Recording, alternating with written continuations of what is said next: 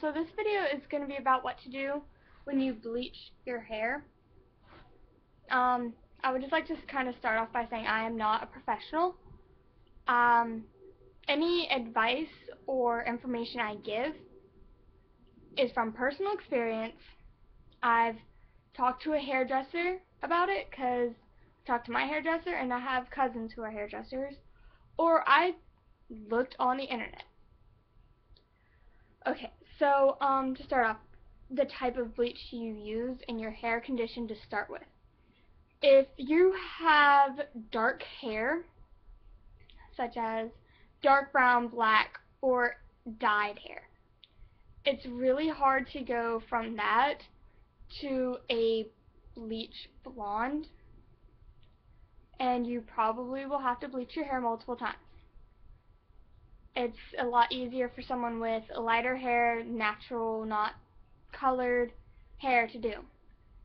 If you have a perm, I would talk with your hairstylist first before even deciding on it, because the chemicals from bleach and the chemicals with perm that you have when you get a perm, it will probably end up frying your hair and ruining it. So I would just talk to your hairstylist about your hair condition and see if it's okay with them first. Personally, I like to use a blue or purple bleach. It doesn't matter the brand to me. I usually just go to Sally's and they have these packets. I think they're $5, and there's one that's in a purple packet, there's one that's in a blue, and there's one that's in a brown. I like to pick the blue and purple because it starts to take the brassiness colors out before you have to tone it. So that's just me, and I would use a 30 to 40 processor. If you already have pretty blonde hair but you want it to be pretty much white blonde, I would go ahead and get just a purple bleach with a 20 processor.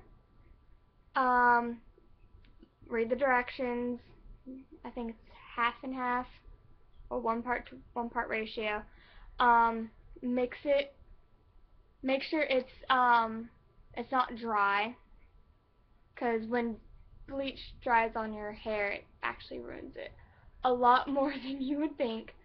So you have to make sure it's really moist, and just put that on your hair and then rinse it out. That's if you have lighter blonde hair and you're trying to go, or you have dark blonde hair and you're trying to go lighter. But if same type of bleach thing refers to anybody, if you're bleaching your hair, you want your bleach to not be liquidy, but you don't want it to be like really thick. I guess what I'm trying to say is, you don't want it dry, but you want it wet. Because when bleach dries on your hair, it ruins it a lot more than the fact that you're bleaching it already. It can damage it more because it's just sucking all the nutrients you have out of your hair, and it's just taking and taking and taking. And if there's nothing left for the bleach to take, it's just going to start taking your hair pretty much, and you don't really want that at all. Well, after bleaching your hair, during bleaching your hair, what you should do is, your roots, you do not want to get bleach on your scalp because it will burn your skin. So, I would stay about 1/4 of an inch away from your scalp, because bleach does expand. But if you feel like 1/4 inch is too much, or whatever, then you can go a little closer. But I do recommend not getting like on your scalp. In other words, What I guess I should say is get as close to your scalp as possible without actually getting it on your scalp. And then put it all over your hair or in the section you want it to be in. And then put a shower cap on if you're doing your whole head. If you're just doing like a strip here or something, I would wrap it in foil because you want the heat to stay in because it helps it process better and faster. Then rinse it out. If your hair isn't blonde enough or it's not the right color, I would, sorry, I'm looking at my dog. I would just, I would wait, honestly. Even if it's this really ratchet, ugly color, this is why I say do it on a long weekend during the summer, something. Do not try to do it on a Wednesday and then things gonna look good on Thursday. If it's this dark bronzy color, but you want to bleach blonde, wait about 2-3 days at minimum,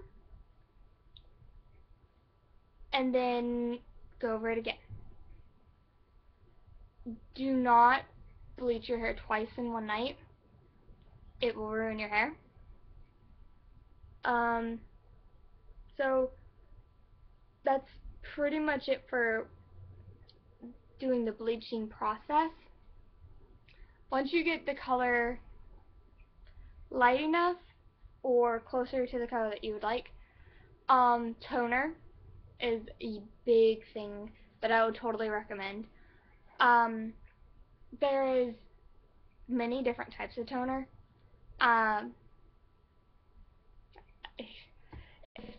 If you're trying to go white blonde, like I said, you want it to get really, really light as you can get it without the toner. And then there is a toner that you can use that you can mix with 20 or 10 processor. I've never used it ever, so I really don't know much about it except what I've watched in videos. I think you leave it on for 20 minutes and then you rinse. The other thing you can do is a purple shampoo, which is what I used. Purple shampoo, they have shimmer lights, I think it's L'Oreal, and it's really expensive, but then, yay, they have the generic brand, which is a lot cheaper, same exact thing, except it's cheaper. The directions on the bottle say to wash your hair once with it, rinse, then put more of it in your hair, shampoo, like lather it in really, really good, and then leave it on for no longer than 7 minutes. This shampoo is purple. No. You leave it on for longer than 7 minutes, it will probably stain your hair purple. Not really dark purple, but a lighter purple, and you'll probably get mad. But it is purple. I would just read the directions on the back of the bottle. That's what you should do anytime you're doing anything with your hair, is read directions on the bottle or the packet or whatever you're doing to make sure that you're doing things right. He's being funny. If you're bleaching your hair by yourself, I would ask someone to help you. Preferably someone who knows what they're doing, because it's not a pretty sight if you do it by yourself half the time, and you don't really understand what you're doing. After bleaching and toning, once you get it down to that luscious color, you will probably notice that your hair feels like crap. It probably will. Because this is what bleach does. Bleach sucks the nutrients out of your hair. So, some tips that I've watched and I've actually used myself work. Tip 1. Right after bleaching your hair. It's gonna sound really gross. Do not wash your hair for a minimum of 4 days. The oils from your natural hair, from your scalp, are going to come and they're gonna take your hair and they're gonna make love to it and they're gonna say, I love you so much. Here's my oil. Your hair does not produce oil for no reason. Remember that. It's a good tip. Tip 2. Deep condition your hair. I don't care if you get this big bottle of deep conditioner, hair mask, whatever. If it has lots of oil in it, it's a good deep conditioner, use it. It will help your hair drastically. You will notice that your hair starts feeling softer. And use it right after you bleach your hair. I would probably try to use it right after you do the whole not washing your hair for 4 days. Once a week, maybe every other day, depending on how dry you think your hair feels. And then the alternative to deep conditioner, mayonnaise. Mayonnaise has a lot of oil in it. And I know that's really gross, but it does help. I've never had mayonnaise in my hair. Well, yeah, I've never had mayonnaise in my hair, but it does help. And believe it or not, if you bleach your hair, you're more prone to getting lice than someone who doesn't. Because I don't know what it is, but I know that when you have lice, you can put mayonnaise in your hair, and the oil from the mayonnaise helps make the lice die or something. I don't know, but so that's an alternative to deep conditioning. I probably wouldn't use it, but it's a tip I've read somewhere, so it works. The last but definitely not least, whenever you go to put heat on your hair, put a heat protectant and or argan oil on your hair, because you already just fried the crap out of your hair. You really don't want to just kill it by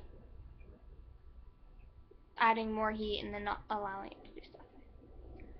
A lot of problems people have with bleaching their hair is they say, my hair never grows, my hair never grows.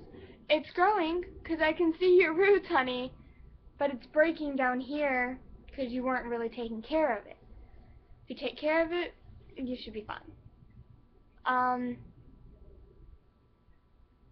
And I guess the last tip I can actually really give to anyone that's going to bleach their hair, when it's time to do your roots,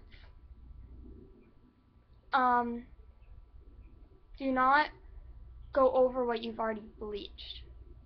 Putting bleach on top of bleach, on top of bleach, on top of bleach.